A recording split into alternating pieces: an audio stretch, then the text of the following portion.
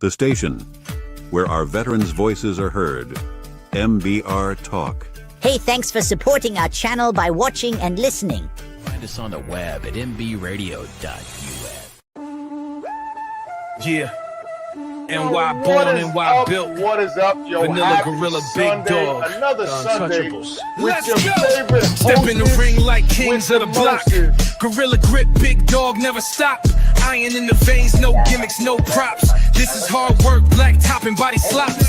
Ain't no flash, just fists and fake. We run through ropes like we run through It gates. can't be. This is crazy. This bond ain't fake. You hear that roar? That's the And if Empire nobody at Shake. home knows who We this the guy is, this is the Big Dog. And he did get a tip from the Brooklyn Prodigies earlier on that they had travel issues, but not due to them being scared or anything like that. But oh my gosh, the Vanilla Gorilla and the Big Dog and the Untouchables just inserted themselves into this tag team. Elbows harder than a steel trash can.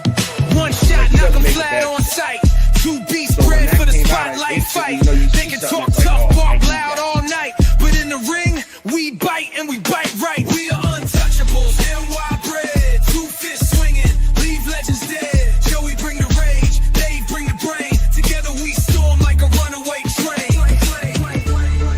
Untouchable, New York style. We don't tap, we make them snap.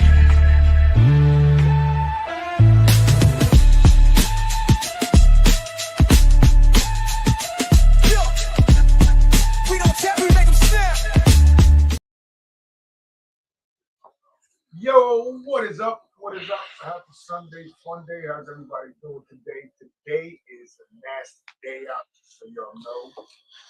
Well, at least where we are, not where everybody else is. Well, there's some of the other people out, right? 95, 100 degrees, you know, that kind of stuff. We'll keep it at that. So today, ladies and gentlemen, we have with us a special guest, Mr. Matty the Bull. What is up, Matty? What is going on? What's going on, fellas? Thank you. No, thank you for coming in. If I wasn't here, my man, I appreciate you. And, so what are you doing? Got my snow, got my coffee and my John Wayne mug ready to go. Nice. New lighters came in, by the way, everybody. Yes. There'll be a giveaway for a Cigar Bro lighter. That's coming soon, as well as a humidor. Stay tuned for that. I'm getting that up this week. I mean, listen, our guest is here. I think we should just get right into it. Let's go. There's a guest that we wanted on a brand that we smoke quite frequently with our lunatics and everything else that we've smoked from him. Yeah, So let's bring him up. Where's it at? Where's my little? The interview of the week is brought to you by Jersey Mike's, a sub above. And here he is, Mr. Terence Riley from Aganorsa. Hey guys, I can't hear you. Can't hear us? Hold I on. don't know if you can hear me. Hold on. Hello? Testing. I can hear you. I can hear me? you. Okay. But I can't hear them. Can't That's hear me? weird. I can hear you. All right. Can you hear me, Maddie? Yeah, I got everybody. You want me to Hold on. drop out and come back in? No. Can you hear me now? Hold on. Give me 1 second. I can leave and just come straight back. I can't hear anyone other than you.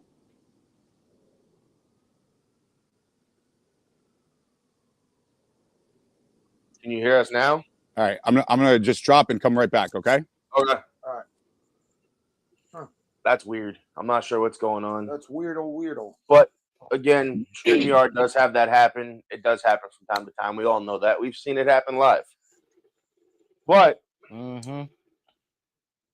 this right here is probably one of my favorite lunatics that I've smoked. Hombre Libre. I found this on a fluke a while ago when I was kind of just looking around on websites for stuff to buy. And, you know, we all find things made for certain places and stuff like that. And I was looking at something else, and these popped across my table, and you know, I let it go for a little while, and then we decided to have. Can you hear us now? Can you hear us now? Yeah. It's fine Okay. now. Yeah. I don't know what the heck it was. Weird. You know what? StreamYard, that does happen sometimes. Yeah. Technology is great, isn't it? Yeah. Well, here we are. It's all's well that ends well. We're here. Everybody's here now. So, I appreciate you coming on. Thank you, sir. Thank you for having me. Absolutely. You're one of the guests that we've been looking to have on at some point. Because we enjoy the lunatics and the JFR. Jesus. A lot of the stuff you guys have made that I didn't even know you made that I've smoked over the years. We hear that a lot. I didn't find out until later on down the line. And somebody's like, "Oh, you know, Aganorsa makes that, right?" I'm like, "What?" They're like, "Yeah, it's." I'm like, "No, it's this company." They're like, "No, Aganorsa makes it, but it's for them." I'm like, "Oh." Again, I learned. I always say if even if you haven't heard of us, you've had our tobacco at some point. Okay. So, how long have you been doing the tobacco field stuff? How long have I been in the business, or how long has Aganorsa been doing it? How long have you been in the business along with Aganorsa? How about that? So I've been in the business close to 20 years now. My uncle is a gentleman named Manuel Quesada. I have a gringo named Terence Riley, but my father is he's got a family that was from Cuba and Spain that was in the tobacco business. Quesada cigars. They made the Casa Magna through Plasencia. Great cigars. They make a lot of the Ferio Tego stuff. And I worked for him for many years, and then 9 years ago, or this is my 9th year, so a little over 8 years ago, I came to Aganorsa, and Aganorsa has been in the business since the mid 90s. The owner, Eduardo Fernandez, he's Cuban, like a lot of people in this business, but he was not from a tobacco background. I mean, he left Cuba in the early 60s after his family donated all their stuff to Castro very generously. He grew up in South Florida, but like he wasn't from a tobacco family or anything like that. And he and his brother actually created a pizza business in Spain called Telepizza. It was like the first Pizza Hut style fast delivery pizza and in Spain, and it was very successful. They sold the company for a potload of money, and he'd always liked agriculture. And in the mid 90s, Nicaragua was really starting to open up for investment, and he went down there. He got involved in cattle farms, pig farms, rice, all different stuff. And then on the tobacco side, because he didn't have the experience, he went to Cuba and he brought back Cuban agronomists that had worked for Cuba Tobacco and had been retired. Because they weren't party members, basically. So like once you're in Cuba, if you're not in the Communist Party, you kind of get to a certain level, and then they say, okay, well, sit this one out. They want the highest level people to be party members, and they weren't party members because you have to fill out like a test to become a party member. And one of the questions is, do you believe in God? And the correct answer in a communist country is no. Right. And they would say yes. And so they'd say, okay, yeah, come back next year or whatever. And so they couldn't be party members. So these gentlemen, they were kind of sitting around doing not too much, even though they had incredible experience growing tobacco. One gentleman, Arsenio Ramos, he was head of all leaf processing in Pinar del Rio, Cuba. He took these guys, brought them to Nicaragua, gave them the resources that Nicaragua has and the investment, and allowed them to use that knowledge to start growing tobacco. And the company started off just as a growing company and sold tobacco to different factories. Olivo is one of the first big buyers from us. And over the years, we've sold to Padron, Fuente, JC Newman, Espinosa, Roma Craft, Drew Estate, Altadis, who makes Romeo and Juliet of Monte Cristo. So we've sold to a lot of great customers over the year. And then as time went on, we began manufacturing cigars, both for ourselves and other people. And we have our own brands, which we distribute in the United States. Okay. Now, like you said, you guys have a long history in tobacco, a family lineage, if you want to call it that. It goes back to the 1880s. Yeah. What a lot of people, sometimes don't get is, people like yourself or like some other people in the industry, you've been around it forever. So, what people are looking for, what they're not looking for. Now, have you gone through like the factory process, like the blending of cigars and stuff like that, since you've kind of been around it as long as you have? Yeah. So again, I lived when I worked for my uncle at Quesada, I lived in Dominican Republic for a while, and I've been going to Nicaragua and Dominican Republic forever. So I certainly have experience in that area. I would say, though, I would never call myself a blender. When people blend cigars, what they usually mean is they pick out a blend that they like, which is kind of like selecting a blend. That's not really the same thing.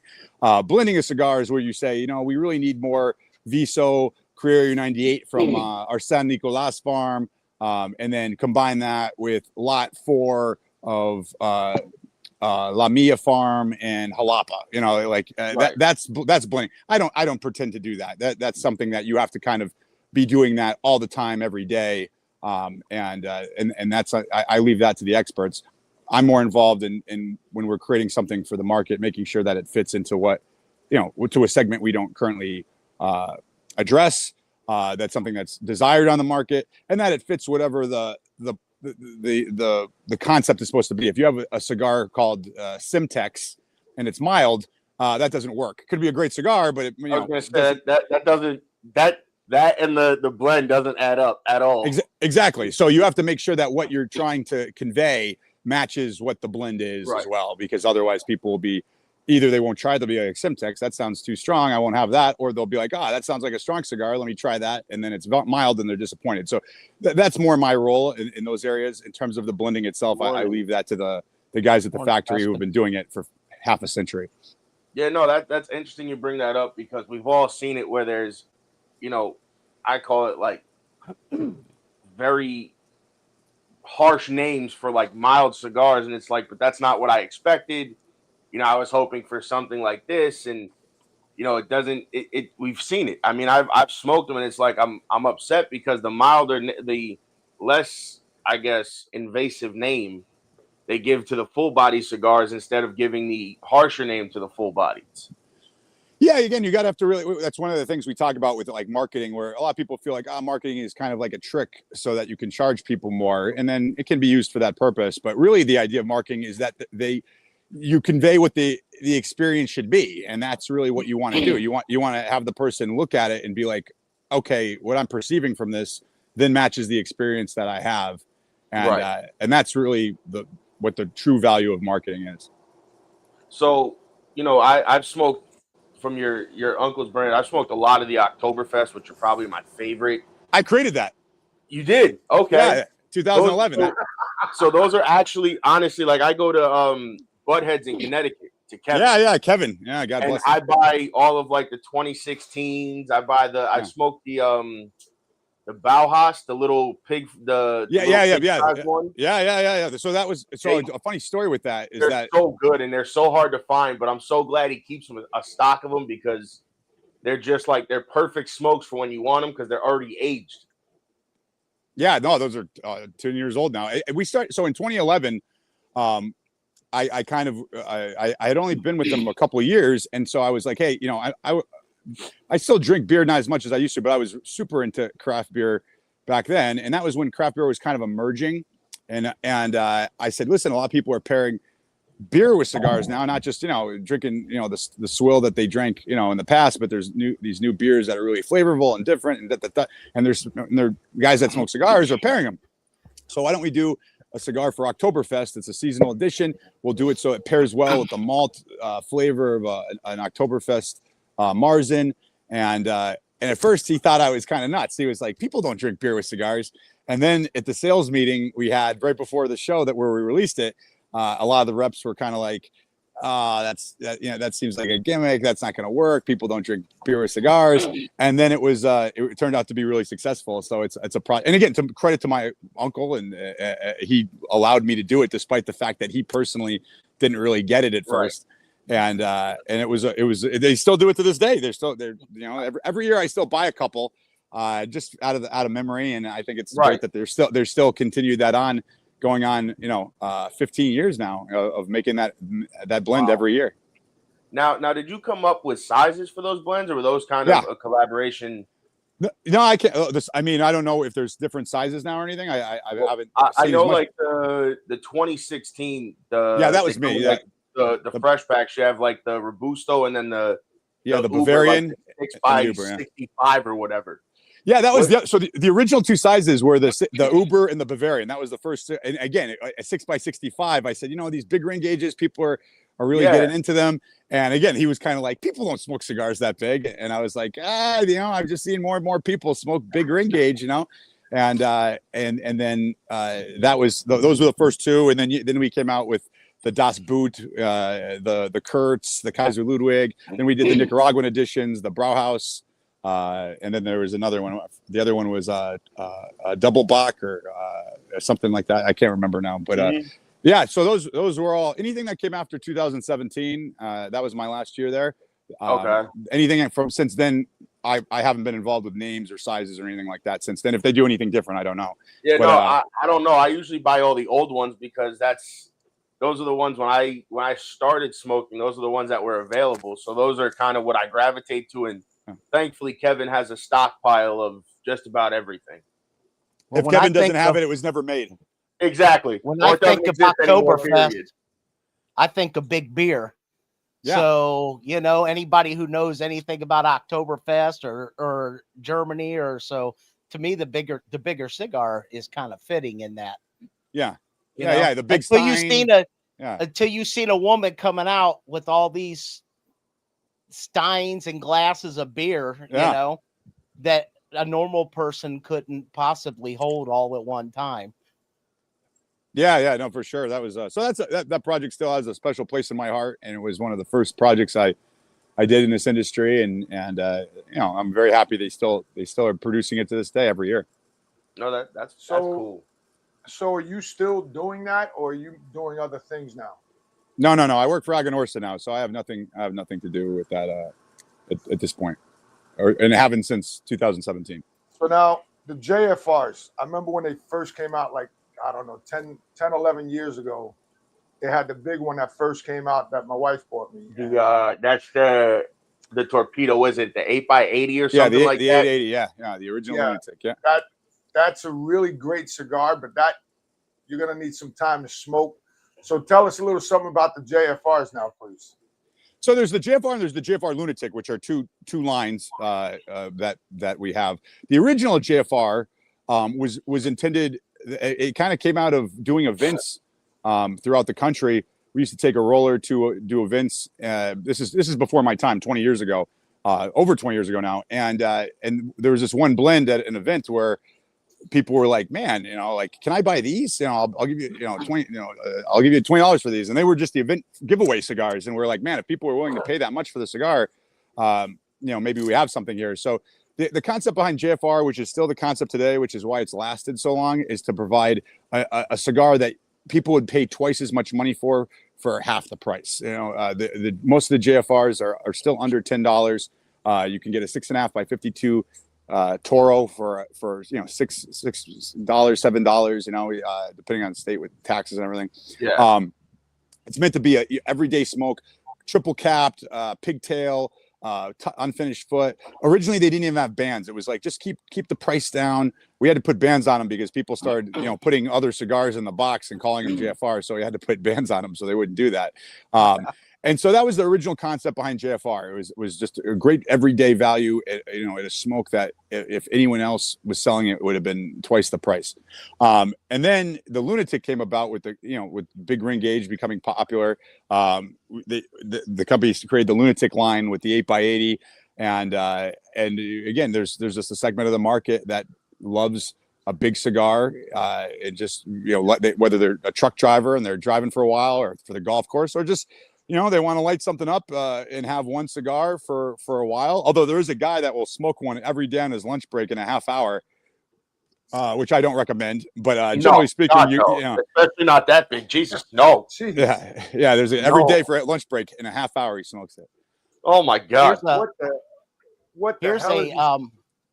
Here's a group of consumers of big ring gauges that you might not think of. Is I got a couple friends that don't have any teeth. Oh, really? Yeah. So the bigger ring gauge, they don't have to close that down so much. Yeah. I've never thought of that. Buddy on TikTok, the cigar godfather, Keith. Yep. He doesn't have any teeth, so the bigger ring gauge works. The whole segment of the market I haven't even thought about. Thank yeah, you. there you go. You know what? I would have never even thought of that ever. Neither did I. So now that we're in the lunatic aspect, I'm gonna ask this because this was his favorite cigar out of the line was the lunatic jackhammer. Yeah, 860. Yep. That was his favorite cigar. Best cigar I ever smoked. Probably up until it either I don't know if it's discontinued now, if you still make it or if we you still make the it. blend. No, okay. It's a popular size for us still.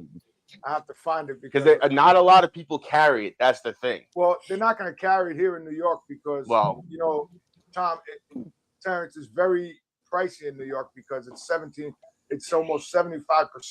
Yeah. $7, it's cost me $17, $18, $19. Yeah. Depending on who carries them. And I'm not paying $18 for a cigar. Yeah, no. The state of New York doesn't make it easy for the retailer or the consumer, that's for sure.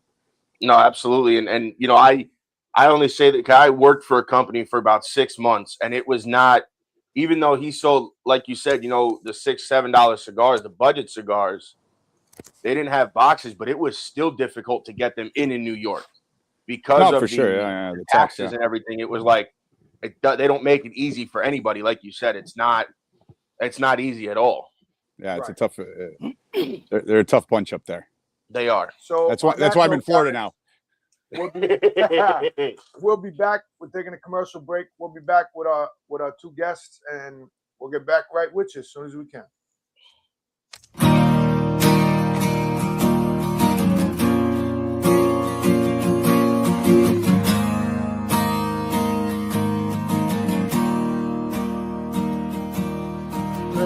What you got, why you got it good. Always just a little misunderstood, but I never tried to change you, even when you're drunk all day. Every time you break, it breaks my heart. Watching you drown yourself and fall apart. You're killing yourself, and it's killing me to have to say. Though it hurts so much, 'cause I love you. You were my best friend. You were my muse. The story with a good end. My rhythm blues. You were my soulmate. A damaged man. And I paid for it. As much as I think I can, and I thought in the end you'd miss me, but I guess I wasn't stronger than the whiskey.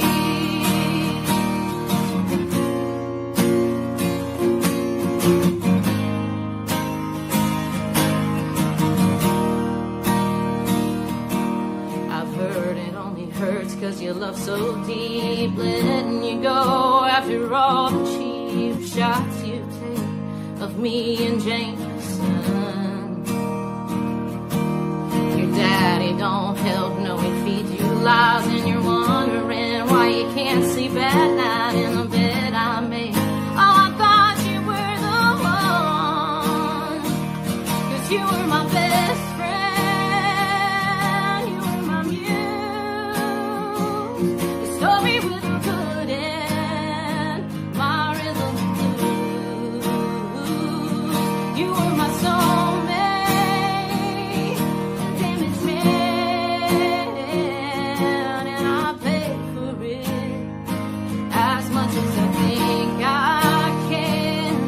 And I thought in the end you'd miss me, but I guess I wasn't stronger than the whiskey.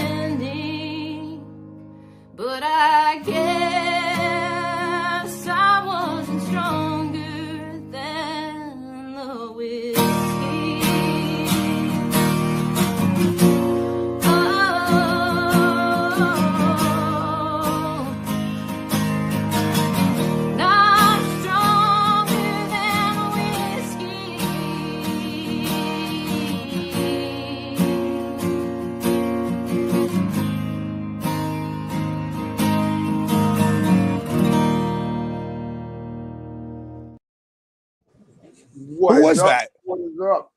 That was one of the people that I guess works with our radio station because we're hosted by a veteran-owned station. But she was great.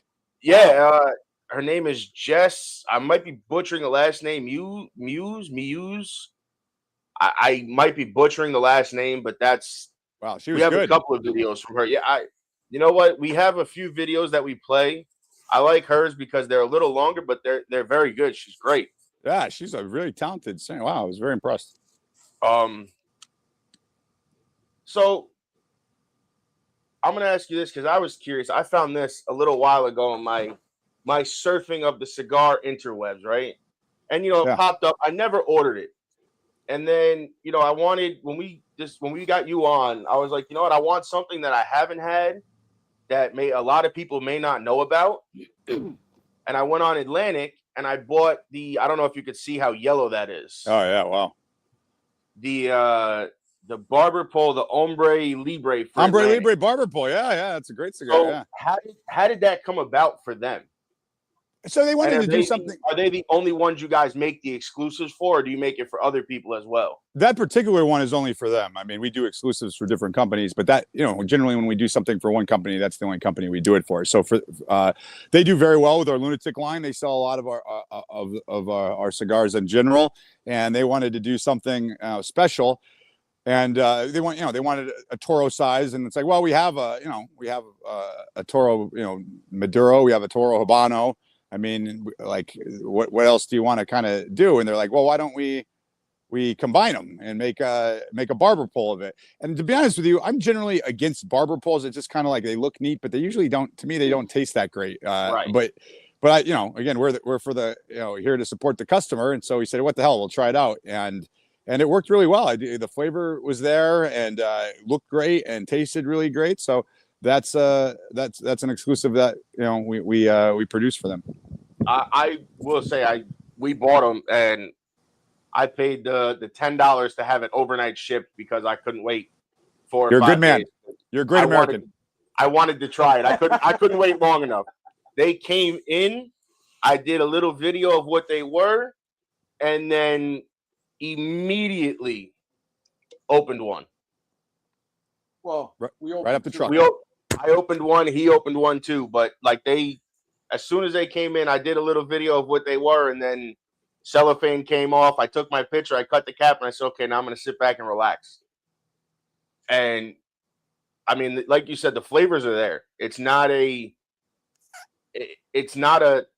great barber pole. It really is. And it's and again, like I said, I usually don't.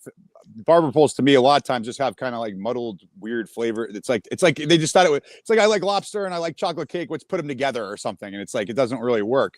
Right. But this one did. So I can't take no credit for it. It was their idea. Now, was it a blend you guys already had, or did you guys blend the binders and fillers for them as well? It's the Hombre Libre Habano cigar, and then we did the barber pole where we added the Maduro wrap to it. So the blend exists as the Hombre Libre Habano. If you ever want a comparison, just get the Hombre Libre Habano because it's the exact same cigar, except that there's just the Habano wrapper, not the Maduro wrapper. Okay, and now how did you guys come up with the name for that? Like with Lunatic, we kind of use different things that kind of like we have, a line of Lunatic called the Torch, where the sizes are like. I love that cigar. Dreamlands and that kind of stuff, and then we have Visionary, and then Hombre Libre, like a free man. You're kind of like you do what you want, and you're kind of people consider you crazy if you don't fall into line. So it's just kind of based on the theme of the Lunatic. No, I mean, listen, this is everything you could ask for in a barber pole, between the tastes and the aromas and stuff like that. It's pretty much exactly what you would look for in a good barber pole or a great barber pole, because like you said, there's not a lot out there that are done properly. Correct. And and then you go from something like this to your 880 or now the 10 by 100. you know, and I've noticed with you guys and the JFR line and then the Lunatic line, even your bigger ring gauge cigars have the flavors. They're blended properly. They're not thrown together and made to a big ring gauge so that you can put it on the market. There's actually, you know, the time taken to blend them and make them taste the way you want them. So thank you for saying that, because that is exactly what we do. And I'm, you know, again, it means more coming from you than when I say it. The big knock on big ring gauge originally was back when they first started to get popular. A lot of manufacturers, I think, kind of were like, these crazy gringos don't know, you know, this is a gimmick. And so they would just pack the cigars with like Seco tobaccos, which are good for burning, you know, but they don't add a lot of the flavor and complexity to the blend. And they were thrown in there kind of willy-nilly. And we blend our large ring gauges to the size. And again, for me, I'm still more of a, you know, I like between, you know, about a 56 is generally as high as I usually enjoy smoking. But some of our cigars, like the El Chiquito 4 3/4 by 70 Habano. Oh, that's so good. That's another good one too. Yeah, I think it's the taste wise, it's the best tasting one in the line, even though it's a size that I'm not, because we blend to that size. And big ring gauge cigars burn cooler. You can really create very complex blends if you put the effort into it. And so I'm glad that you said that, because that's always the knock on big ring gauge. Well, I'm not going to enjoy it as much because it's not going to have as much flavor. Well, in our case, that's not true. Right. No, and that's the other thing is, you know, I've told a lot of people over the years, I'm like, if you want, you know, good blended big ring gauge cigars, I'm like, usually the JFRs or the Lunatics are the way to go, because, you know, I'm like, there's that flavor is always there.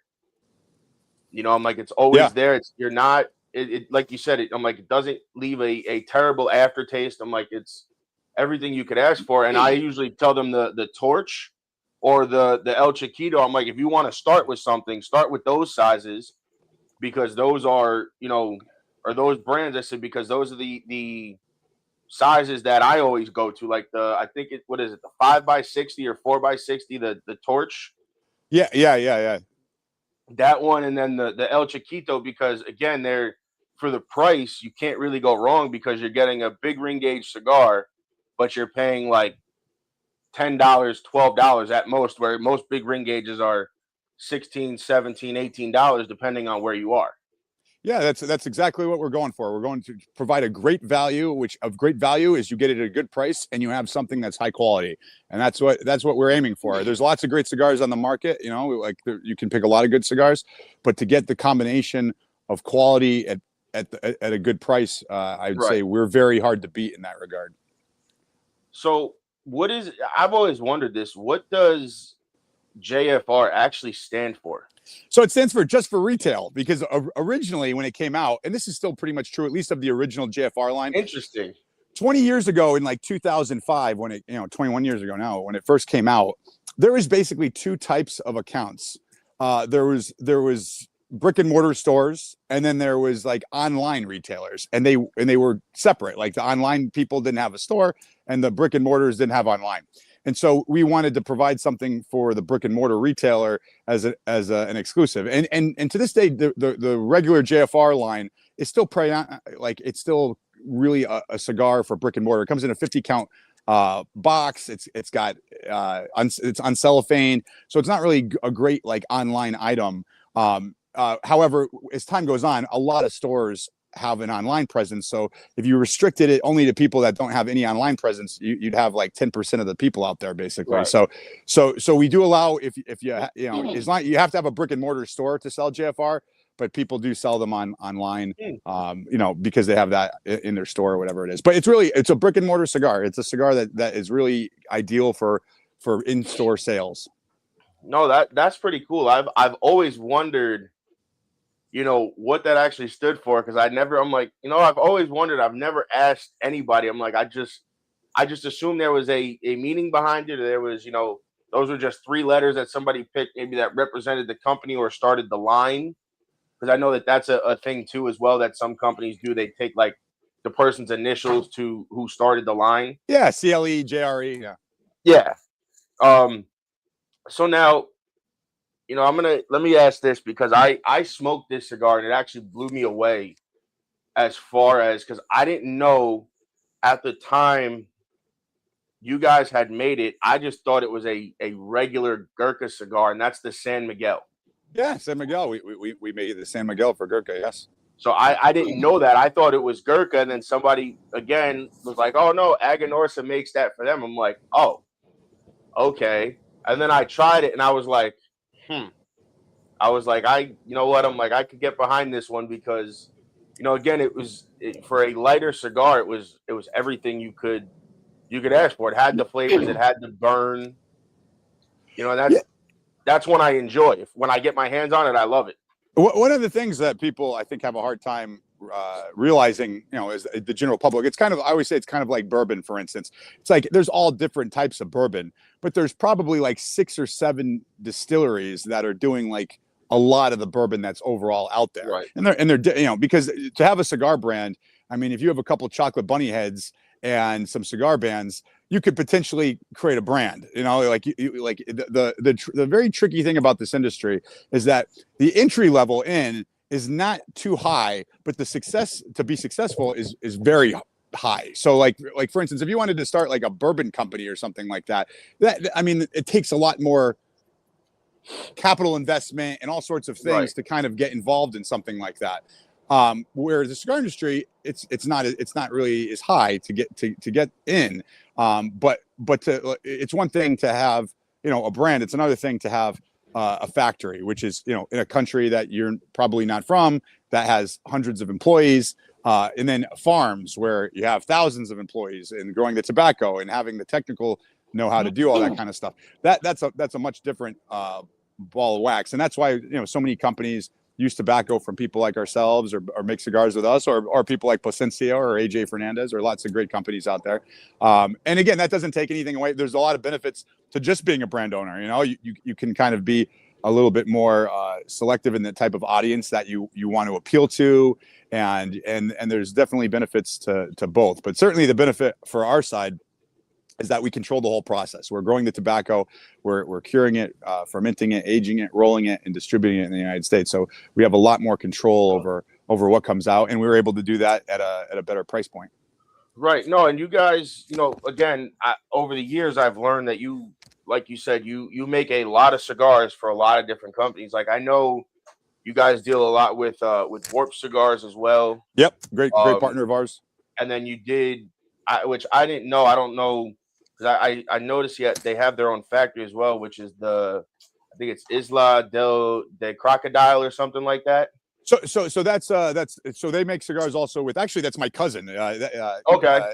That's made in DR with La Isla, Tabacalera La Isla, which is Osos Fernandez. He's actually a cousin of mine. So that's made over there. That's a different thing. But like the Corto, the what's it called? The Flor de Valle.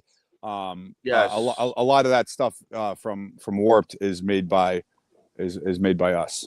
That's pretty interesting. And I think a lot of people give that, I've heard a lot of mixed reviews about Warped, about the brand Warped. And I'm like, well, I've smoked a few, like the ones you mentioned. I'm like, I thought they were good. I'm like, again, it depends on the price point. It depends on what you're willing to spend for a cigar. And also keep in mind, like, for instance, he makes cigars with us. He makes cigars with Titan de Bronze in Miami, and he makes cigars with my cousin, Dominican Republic. I mean, there's pros and cons to these things. So, for instance, like with Aganorsa, what I always say is Aganorsa is a little bit like a bourbon bar or a whiskey bar. Like there's all different types of whiskeys, there's all different types of bourbons. But if I have a bottle of bourbon that you've never had before, and I say, hey, you want to try this? You know what you're getting into. It's going to taste like bourbon. It's not going to taste like vodka or gin or something. It's going to taste like, and so the pro to that is if you like our style, you're pretty comfortable trying almost anything from us because you'll like some more than others, but it's always going to be Aganorsa. When you use different factories, the pro to that is that just you can create a more diverse range of styles like a regular bar. But just because you like one doesn't mean you'll necessarily like another.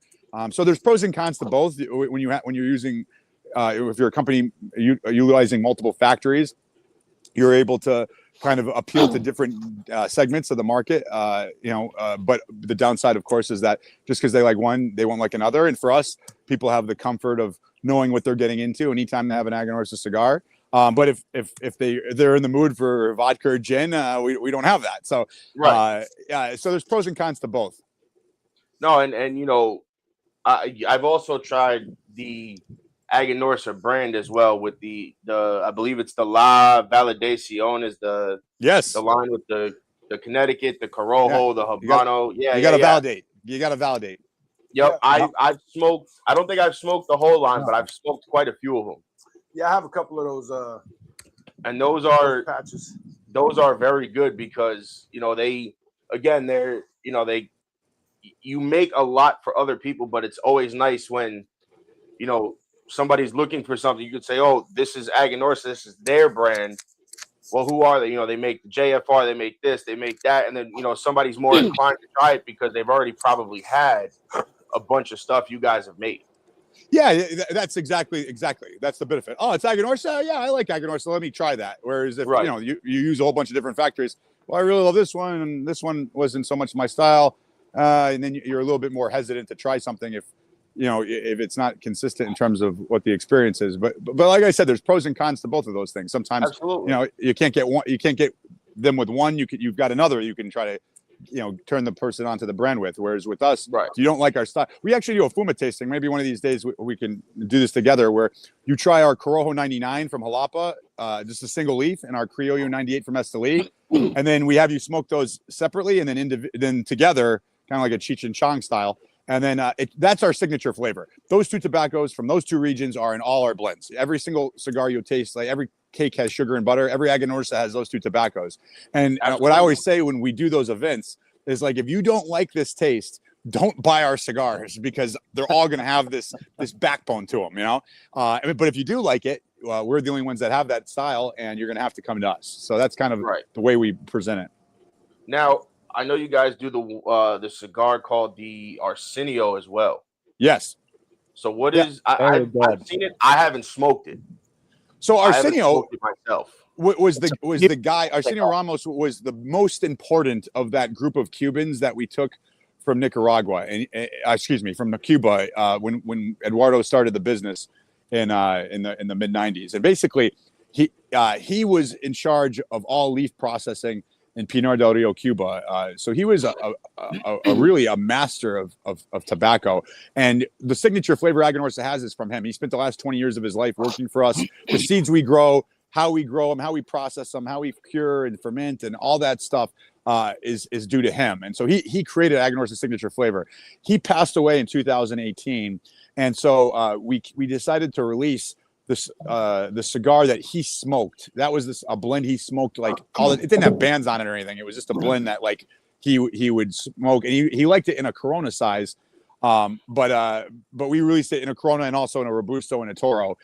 So with that cigar, you get to taste what a guy that had been smoking for over half a century and been in tobacco, cultivating tobacco and developing tobacco for flavor and aroma, what he thought a cigar should taste like. And so I was going to say, it gives you a little insight into what a blender like himself, like you said, liked and enjoyed and blended cigars for. Exactly. That was his personal blend. It just didn't have any bands or anything. He just had them rolled up and he would be smoking them all the time. That's awesome. It was something special, and I always highly recommend. It's a great cigar to retrohale. If you don't retrohale, I can just contact me. I'll be happy to teach you. But it's a great if you retrohale a cigar. That definitely adds a lot to that cigar. Now I'm just a guest on here. I'm a normal on the Discord with them, busting each other's chops on a regular basis. But you and I exchanged emails maybe 2024. I was a member of the Cigar Dudes podcast. Oh yeah. And I ditched the podcast to hang out with David Blanco that night, and I think we actually. That's right. Yeah. I think you came on the feed, at one point. Yeah. I caught lots of flack, and then Dave slept on my couch 2 different nights, and then I caught all kinds of flack off of that. He's a nice guy. I don't blame you. He's a pistol. Yeah. But long no, with your Dave's cigars. awesome. We had Dave on here a year or so ago. He's a good guy. Yeah, he was Along with your cigars. interesting to have on here. Knew a lot too, just like yourself. It blew my mind the stuff I learned. Yeah, I've known Dave for as long as I can remember being in the business. He's a hard worker. When Dave came on, we were asking him a lot of questions, and he goes, "Yeah," he goes, "but it's not Placencia." He goes, "It's not Placencia." He goes, "It's a great cigar, but it's not Placencia." Well, that's what everybody says. Everybody comes on and says it's not this one, it's not that. Our thing is that we're not on here to just promote you. We're on here to promote everybody we have on, everybody that comes on. The cigar apostle said the Arsenio is a good cigar. He's a great American. Thank you. Now that I know the backstory behind it, the next time I see it, I'm gonna have to pick it up and I might have to pick it up in that, like you said, that Corona size that he enjoyed. Yeah, it's great. Smoke it and see what kind of, like you said, his insights into cigars were. And to learn more about it, you can we have a video on him. We have a YouTube channel, Aganorsa YouTube, where you can see videos about him, videos about our other Cuban agronomists that we have. We got a guy, Chandito Gomez, up in Jalapa. He's almost 90 now. He's got like a 15-year-old son. He says Aganorsa tobacco keeps him young. So I don't know. I mean, that's all I can tell you. But does he still walk? Like, is he still walking regular, or does he walk with it? Really? No, he's still out in the fields every day. Yeah, he's you see there's videos on him on there. There's all sorts of stuff. So, but you get if you're interested in to anyone listening or to any of you that Aganorsa Leaf YouTube, you get to see our farms, fields, the history of the people that are involved in our company and have made it what it is. It's a really great opportunity to. I can't do it justice just talking about it. It's another thing to see it. So now, are you the CEO or are you the? I'm VP of Sales and Marketing. The only title that matters in a company is owner, and it's not me. So, but I've had the pleasure of working with Eduardo for almost a decade now, and it's been a good experience for sure. Your social media content is fantastic. Thank you. And you're the one watching. I knew somebody was. I love watching you and Tim Swanson go back and forth, especially about the jacket. Yeah. Oh my God, that jacket had me crying. I was laughing. I seen so many tattoos or fake tattoos of the jacket, and people had them on every parts of their body. Yeah. Some of them I didn't want to see, to be honest with you. But but yeah, and that's what we're always looking. I think one of the things that I really try to do is we want to have fun. We're not. This is not brain surgery. This is not rocket science. There's a beauty to it. There's an art to it. But at the same time, I want to make sure that whether you attend an event or you listen to a podcast or whatever, that it's fun. Now you have a fun time, and it's good to have people that you can work with that kind of get that and understand. And there's a lot of them out there. Tim is definitely one of them who understands that. A lot of what people want out of an experience. Again, to smoke cigars, you can go click a button. They can be at your house in a day, like the Hombre Libre barber pole was. You could sit out in your, back in your garage or wherever it is, your smoking cave or whatever. And you don't need to go to a store, or you don't need to kind of interact with us to enjoy a cigar necessarily. But I think if you provide a fun time, you get people to laugh, you can create that connection and that camaraderie. That is the benefit of that experience. And so that's what we really try to provide. If you come to an Aganorsa experience event, or you listen to us, when we're on a podcast or a show or whatever it is, I think that's really important. No, it's definitely true because I love smoking at home. I do, especially now that I have. We moved into this new house, and the person we're renting from, kind of basically said no smoking inside, but in the mud room, or the all season room, depending on where you are, you guys can, have at it and smoke all you want in there. So, yeah, I love it. But, sometimes I'm like, do I really want to go to a lounge? Sometimes I don't. But then I get there and it's like you said, it's the experience. It's the camaraderie. It's the laughing, the joking, Yeah, that's why you go. Cigars with this person or that person. This person might say, "Hey, try this. This is new." this is, even some people might be like, hey, this is my cigar. Let me know. Like, you find new things when you go out to these lounges and you make new friends and, you meet new people that you may have never met before. Yeah, that's the whole. And again, I think the stores and the places and the people that are embracing that understanding are the ones that are successful. If you just have a store and and the person walks in and there's a group in the corner that won't talk to you because they haven't met you before, or they don't help you out in the humidor, don't offer, don't try to make you feel welcome. To me, that there's no future in that. People can stay at home, and get a cigar. If you want them to, get out of their house and freezing cold and go and try to find parking and go in the shop and all that kind of stuff, you've got to really offer hospitality, and you have to offer a great experience. And if you're doing that, people will show up. People want that. That's what that's the value in going out. Of course. Now let me ask you this, because I always find this interesting. A lot of places during COVID were doing drive-up events or outside events only. How did COVID affect maybe your events business, if at all?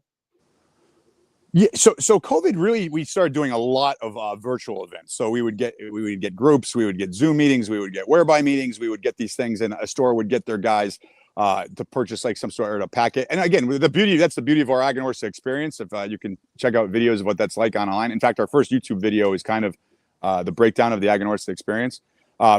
You get to enjoy our fumas of individual components of tobacco, see how they combine, see how they create the backbone of our flavor, and then smoke a cigar and see how that shows up in the blends in different ways. And that we were able to do through Zoom, meetings and things like that. And we still do that sometimes. I got one at the end of the month, actually. So it's still a value.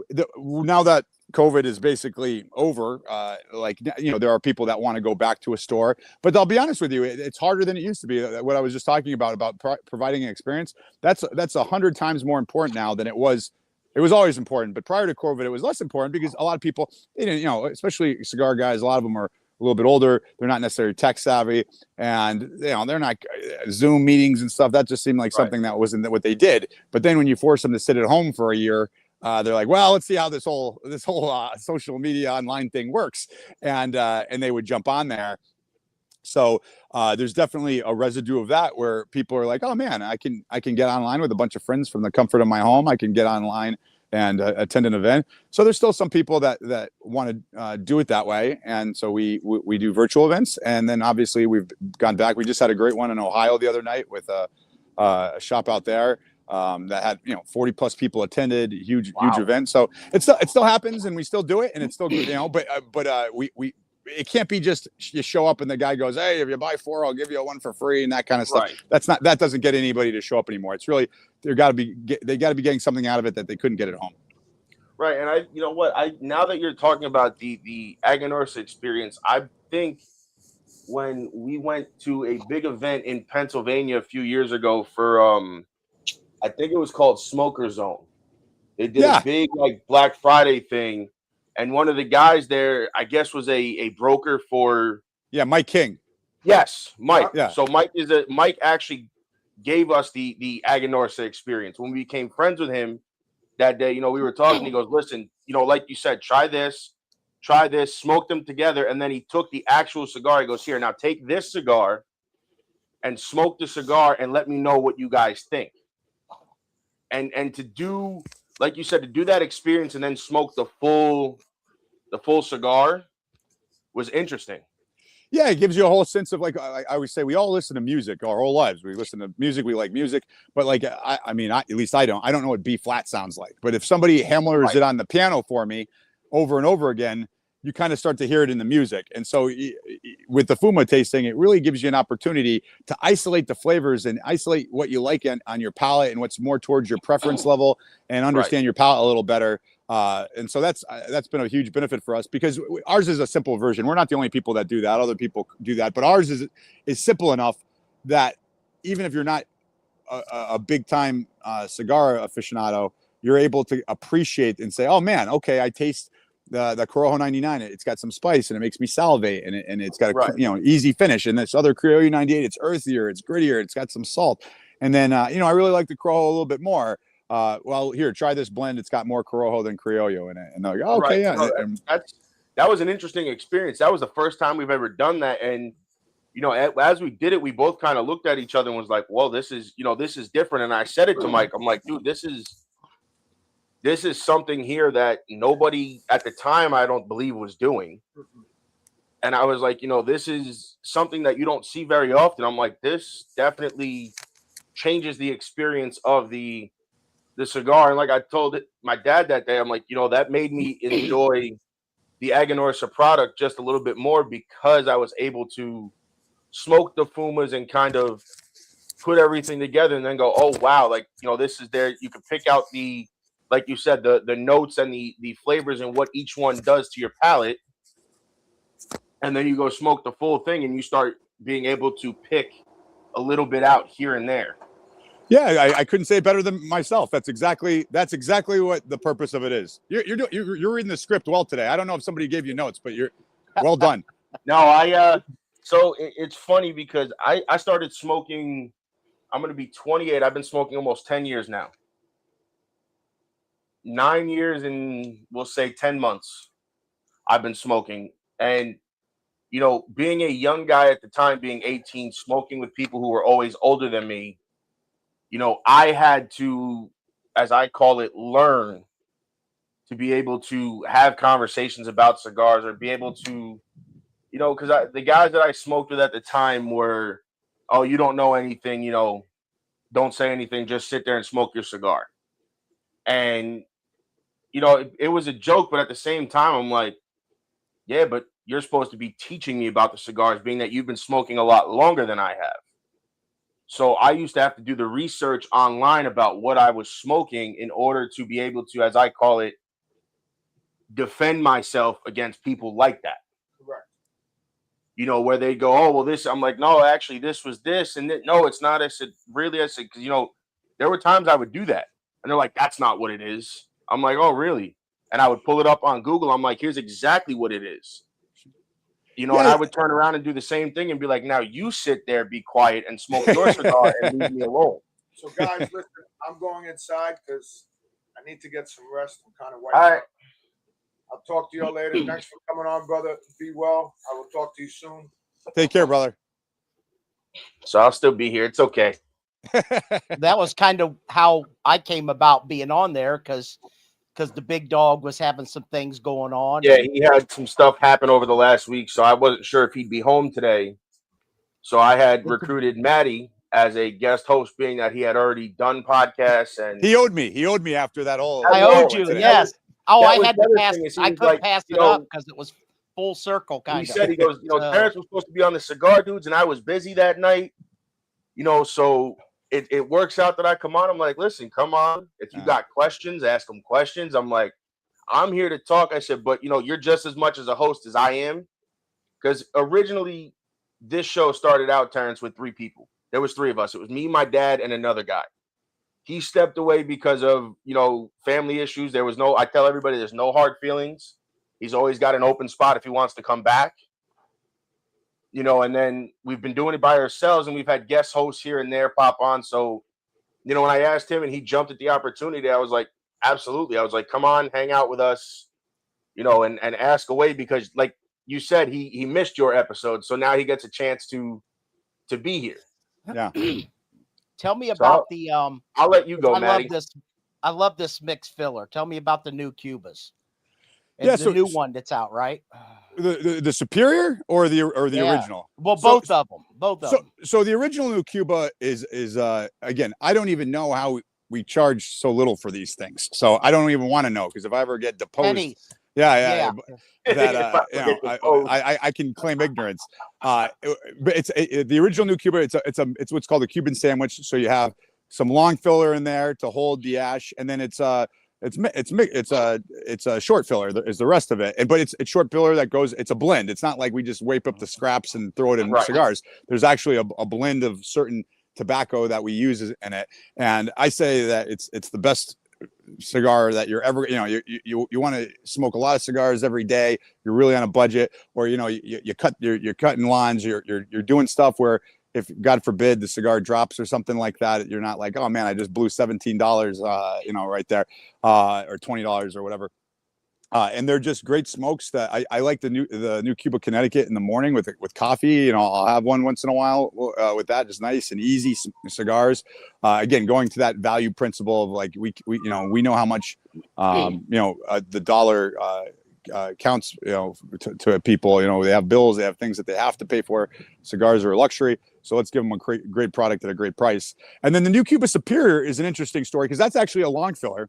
And it's got the sweetened cap, so it's got the sweet cap. And the reason that came about is that Fabian Ziegler, who works with us, he was of Drew Estate for 20 years, great guy, and he was really involved in the development of some of the flavored stuff, the Deadwood series, and he was the big brand promoter for acid and everything. Cigars, by the way, those Deadwoods are awesome. Yeah, great sellers, incredible, and so he was like we need a cigar that has a little bit of sweetness to it. There's a lot of people out there that are looking for that, newer smokers, people that are kind of transitioning out of, a groovy blue, which is, he always says that the new Cuba Superior can be either your first cigar or a transition from the very, very, flavored like Javas and things where you want to go kind of more traditional, but you don't want to make the full jump.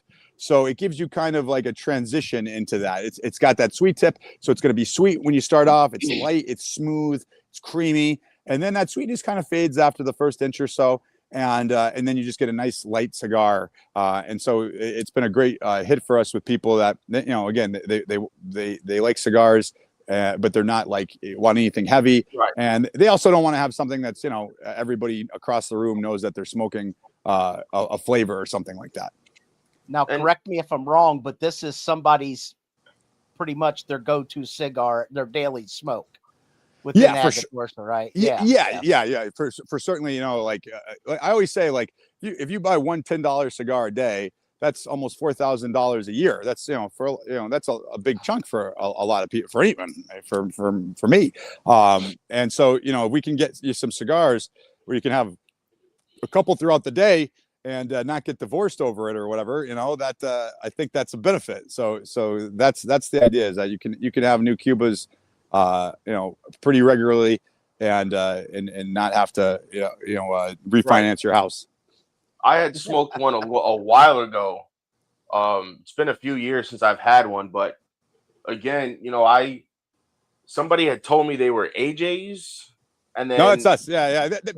One of the reasons, so the company when I joined was called Casa Fernandez. The farms was called Aganorsa Leaf, the farm, but right. the company in the U.S. was called Casa Fernandez, and I changed that right away with obviously approval because it was just very confusing.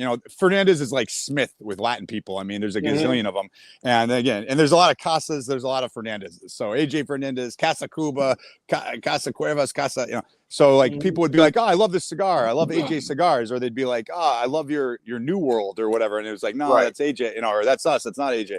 And so we wanted to really put the focus on the tobacco itself. What we say is our leaf is our strength. That's where the logo comes from. They used my arm. That's why it's so anemic looking. They should have used somebody else. But that's what we wanted to put the focus on for the company was the actual signature flavor that Aganorsa has, and not be about an individual or a lifestyle or anything like that. No, like I said, it's been a long time since I've had it, but when I remember smoking it and saying to myself, like you said, for a budget cigar, that's a tough one to beat for a budget cigar. Yes, it is.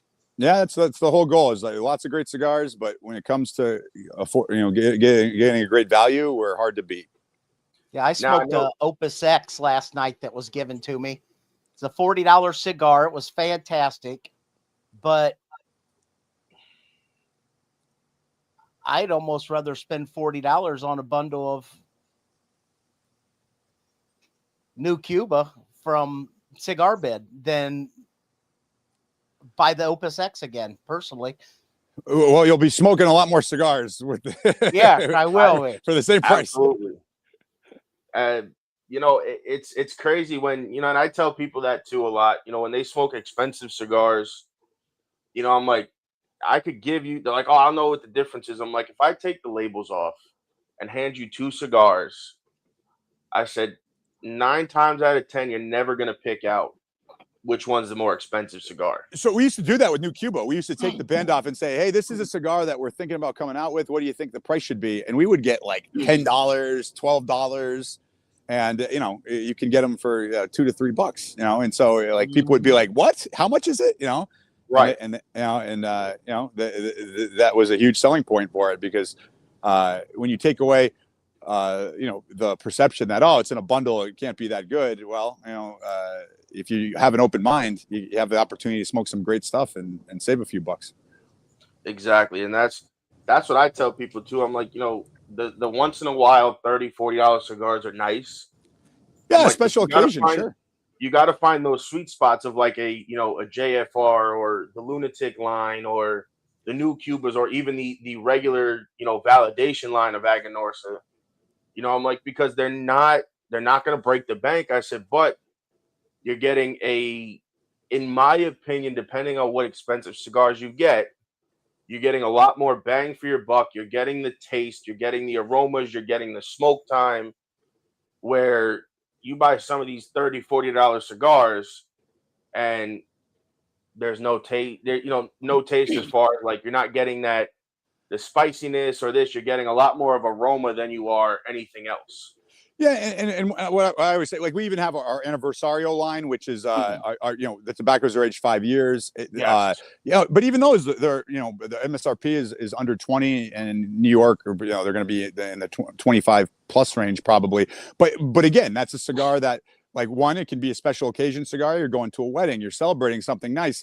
And instead of paying $40 or $50, you're paying, you know, somewhere between 15 to 25. Exactly. You know, so you're still getting a great cigar. You're still getting a great. People want a great value. If you're buying a luxury car, you want the best value. You don't want to be like, you know, I'd really like to overpay for my luxury car by $20,000. Nobody says that. You Right. know? Like they want a certain level of experience that for whatever they're paying for it, they feel is worthwhile. And or they're getting more than what they're paying for, and so that's what we try to provide at all price levels, whether it's the New Cuba or whether it's the Anniversario line. So now let me ask you this, because I've always wondered, your Supreme Leaf and your Rare Leaf, what is the difference in those, and how did you guys come up with those? So I'll talk about the blends, and I'll talk about like how they came about it. So I'll start with Supreme Leaf. Supreme Leaf is very Corojo 99 dominant. It's got more of our Corojo 99 from Jalapa. You'll taste more of that in the blend. That cigar came about actually because Privada Cigars, we had been doing some projects for him back in 2018, 2019. And he came to us and he said, listen, you know, you guys have great blends. At the time, we hadn't repackaged a lot of the stuff that we've done since then. It's like, but you have kind of a traditional look with that Casa Fernandez. It kind of looks like a cigar that's, you know, that's more reminiscent of an old style brand.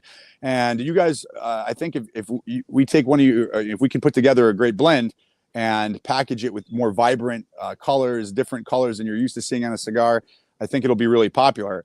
And it's successful. We come out with one size. It's always a different size, once or twice a year. So we come out with it, it ships, and then the next time we release it, it's a different size. And so we've had about 10 different sizes.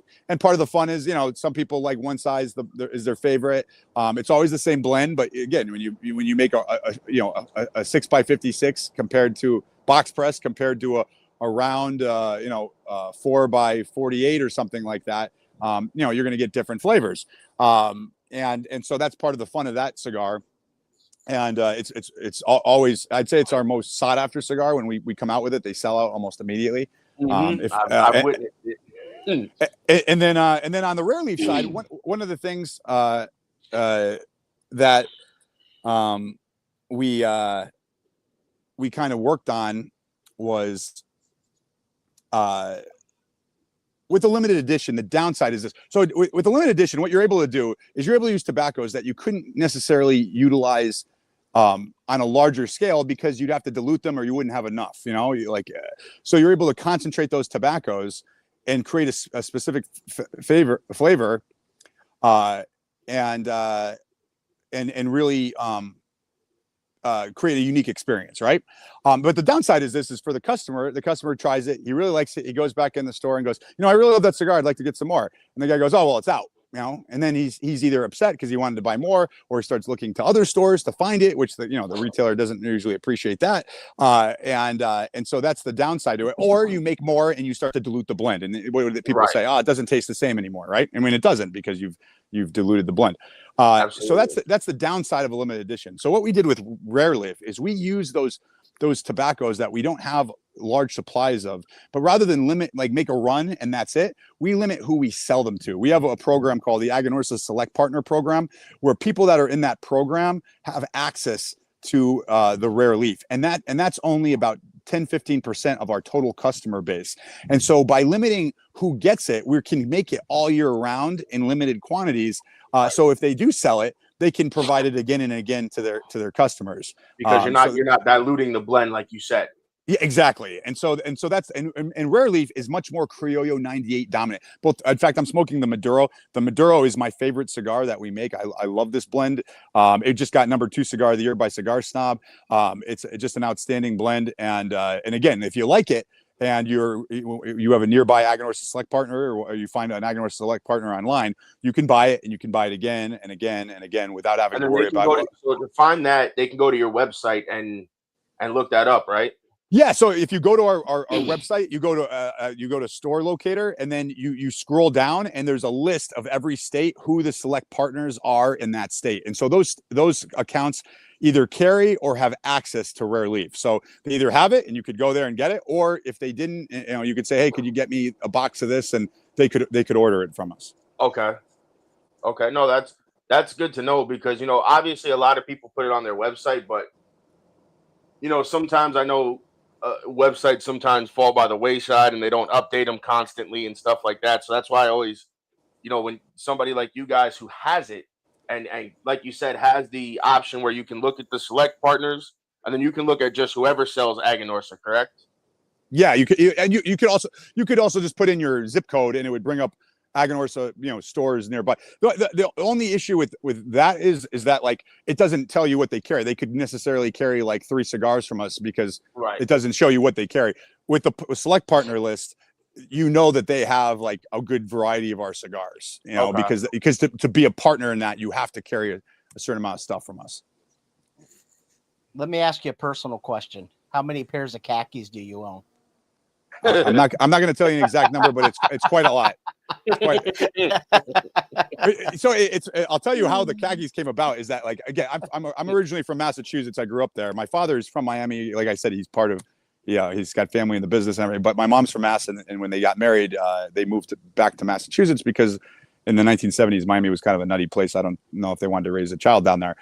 So they went back to Mass, and I grew up there. And for me, growing up, unless you were a plumber, or you did some sort of manual labor thing, everybody was in a suit all the time, right? You had a job and you would wear a suit.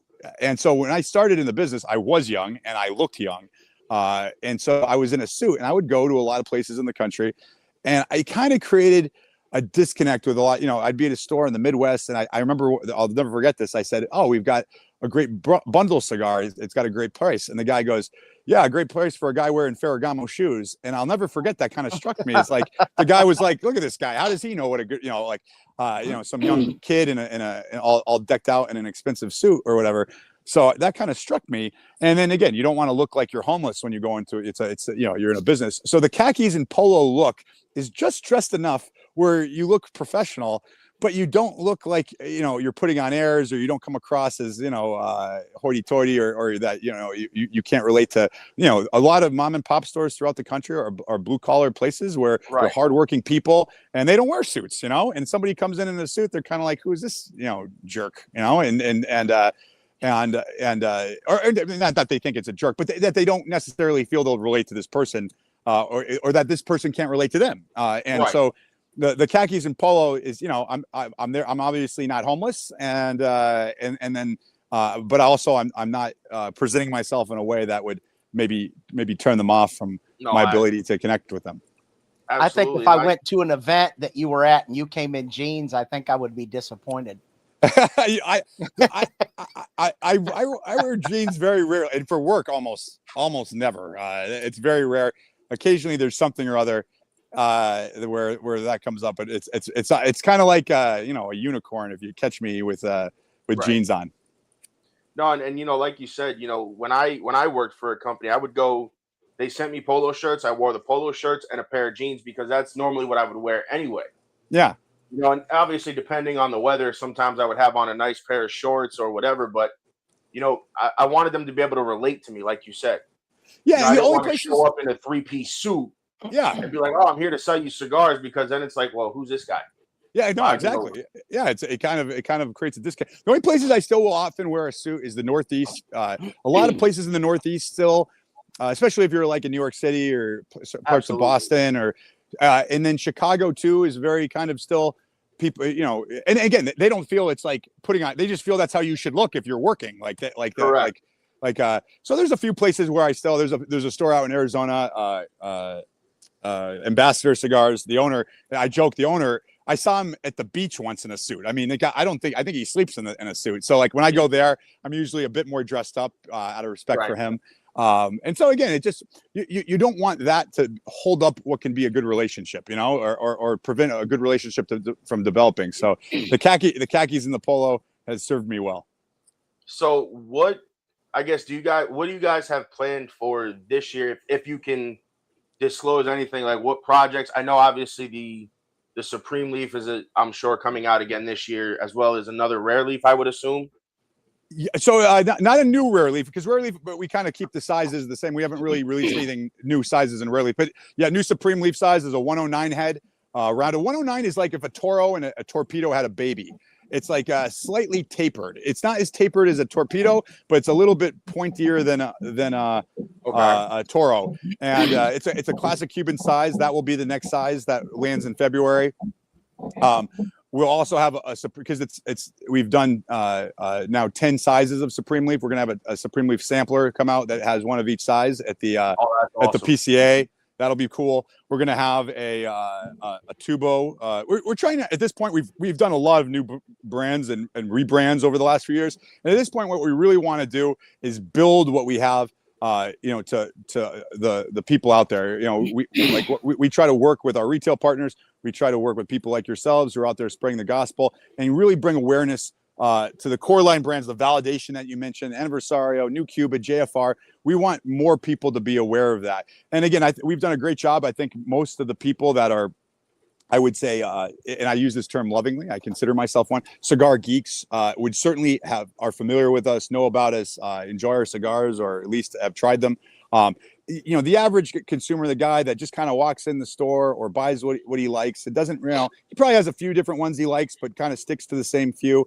That guy doesn't pay attention as much, and we want to get it in his hands, and we need our retail partners, and we need guys like yourself to do that. And if you're coming out with stuff constantly, it's kind of, you're not giving it time to really sink into the market. And so a lot of what we're going to be doing this year is really focusing on making sure that our core line brands are in the stores, are selling well, and have a firm foothold in the humidor. And then doing, again, a new size of Supreme Leaf, a Tubo, which we don't have. We got a fresh pack of all Connecticut cigars coming.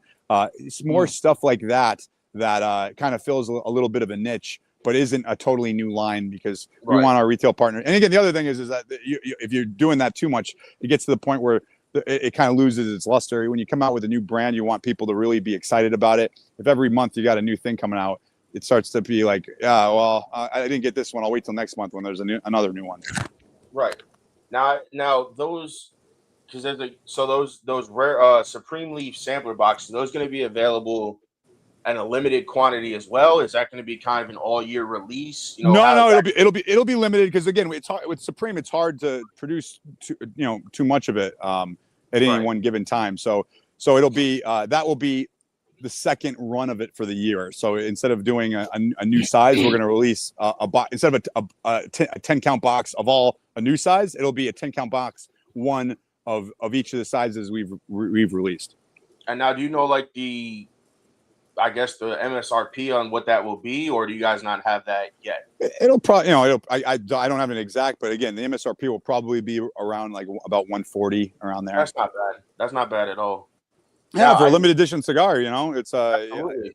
it's still in the realm of reason for sure. I'm definitely gonna try to get my hands on that one for sure.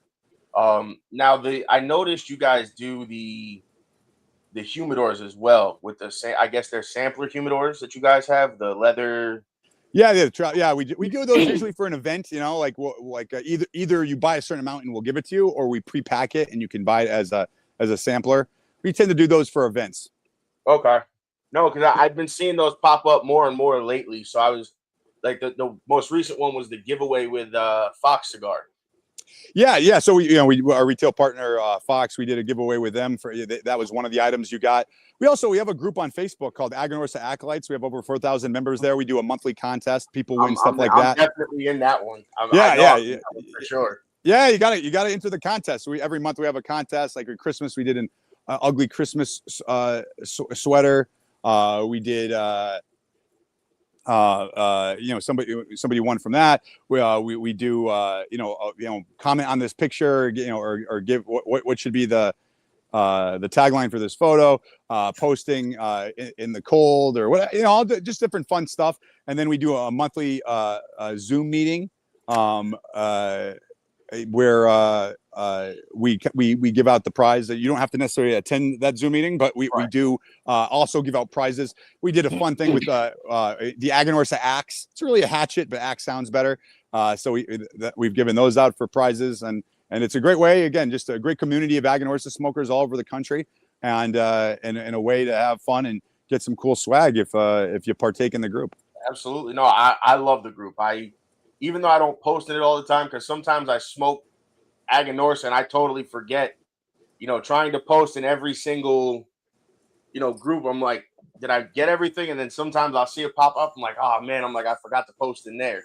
We need you validating. We need you validating in the group. I can't do it alone. I need your help. Absolutely. No, I make sure to try to do what I can when I remember to do it. But no, I know. I'm just joking. No, you guys, listen, your group is probably one of the most active. You guys and Smoke In are probably two of the most active groups I've seen on Facebook.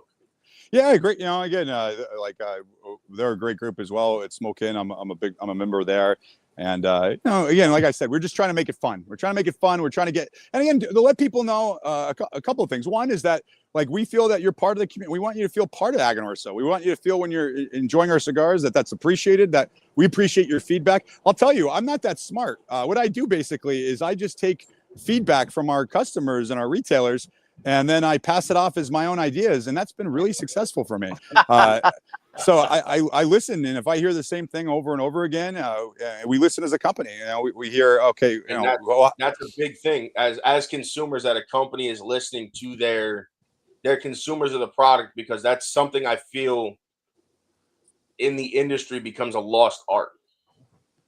Yeah, for sure. I mean, at the end of the day, you guys are what keeps the lights on for the retailer, for us, for everybody at the factory. And so I think it's important to pay attention to the concerns. And again, I always say that, people come to ideas, and if we don't have necessarily implement your particular idea, that's nothing wrong. It's not a slight on it or anything. We can't do everything. But if we hear from you, and we hear from another person and another person, the same thing kind of over and over again, we look at that and we say, well, is that something feasible for us to do? And if it is, we say, well, we have people asking for it. Let's give people what they're asking for. Let's listen to them. And I think that's very important.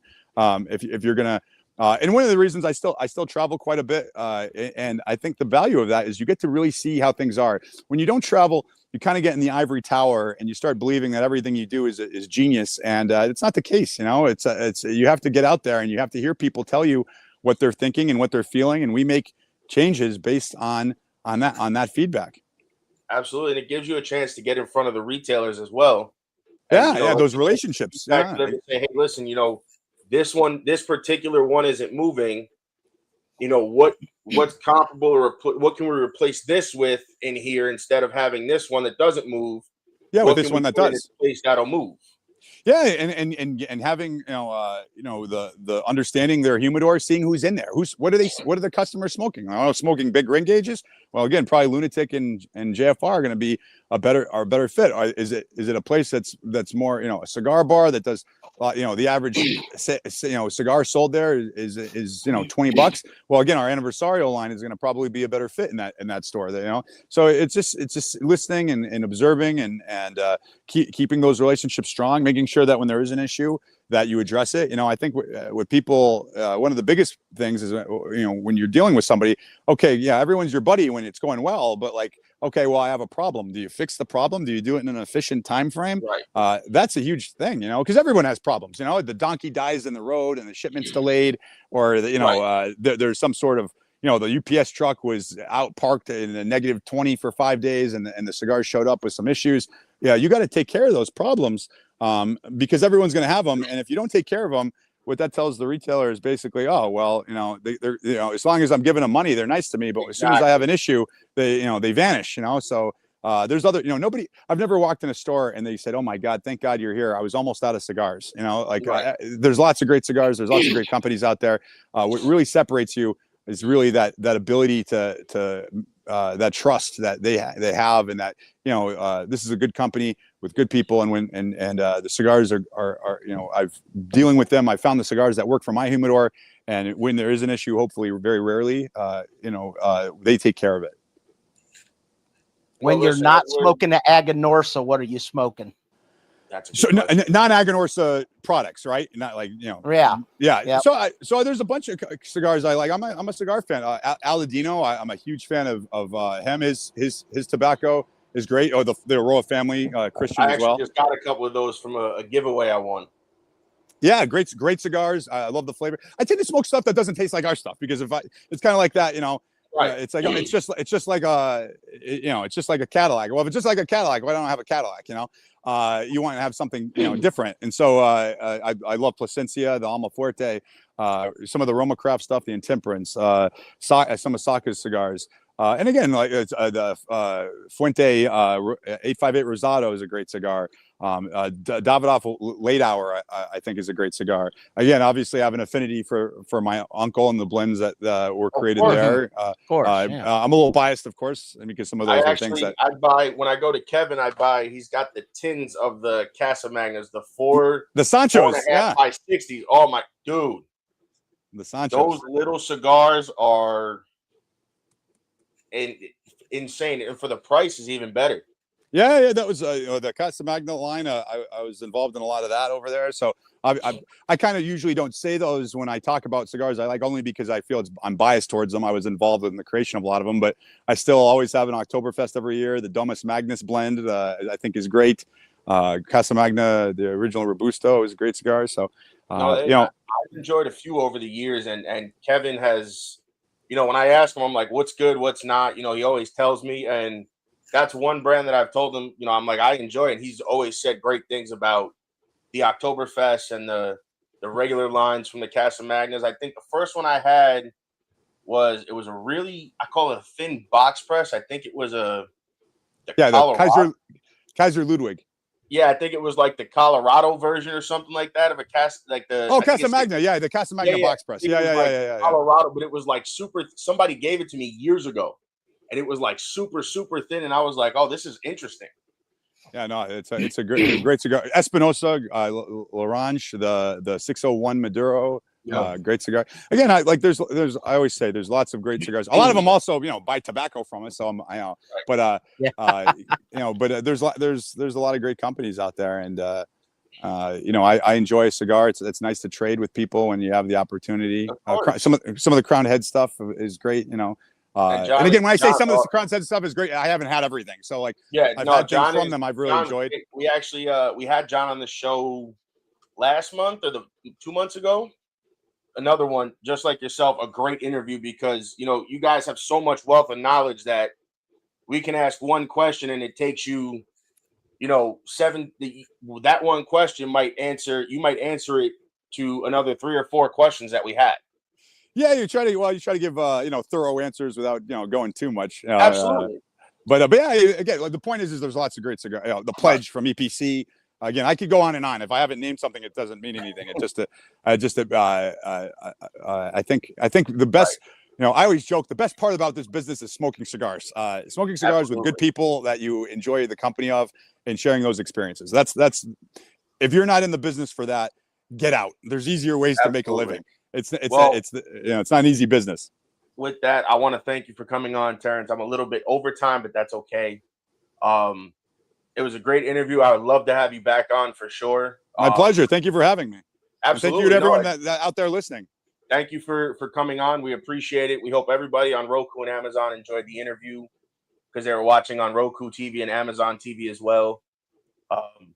So thank you guys. Terrence, thank you again. I definitely want to set up another date to have you back on for sure. After the if I can get my hands on that box, I'm going to try my best to get my hands on that Supreme Leaf sampler when it comes out. Well, reach out anytime. Like I said, I'm always here for questions, comments, concerns, and I appreciate you guys taking the time to have me on your show. Yeah, thank you, sir. And Maddie, thank you for jumping on with me and having your time with Terrence since you missed the last one. Yeah. Thank you, Joey, for having me on and help me be complete with Terence Riley. I finally forgive you. You're welcome. Yes. All right, guys. Thank you. Life is like a duck. Tough times don't last, but tough people do. Here at Military Broadcast Radio, we're teaming up with our friends at Die Tired, the veteran-friendly music band spreading strength, resilience, and mental health awareness one shirt at a time. And check this out. Their brand new shirts feature broadcast beaker right on the breast pocket. A reminder that you can weather the storm and you're never alone. Shirts are only $25 and proceeds support giving veterans a voice. MBR's mission to teach veterans how to podcast and videocast. Because when our vets are talking, they're not overthinking. They're not second-guessing. Together, we stop the 22 stigma.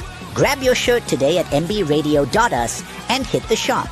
Or go directly to toramerch.printavo.com/merch/dietiredband. That's toramerch.printavo.com/merch/dietiredband. Suit up, stand strong. Remember, we're unduckable together. You're built tougher than the storm. Ladies and gentlemen, thank you for tuning in to Military Broadcast Radio. As we wrap up today's show, we want to remind you that the podcast of today's episode will be available right after we go off the air. So if you missed any part of the show or want to listen again, be sure to check it out. And remember, we're here to support and honor our veterans. Your stories and experiences matter, and we are committed to giving you a platform to share them. That's right. We're here to give our veterans a voice. So don't forget to catch the podcast and stay connected with us. Giving our veterans a voice.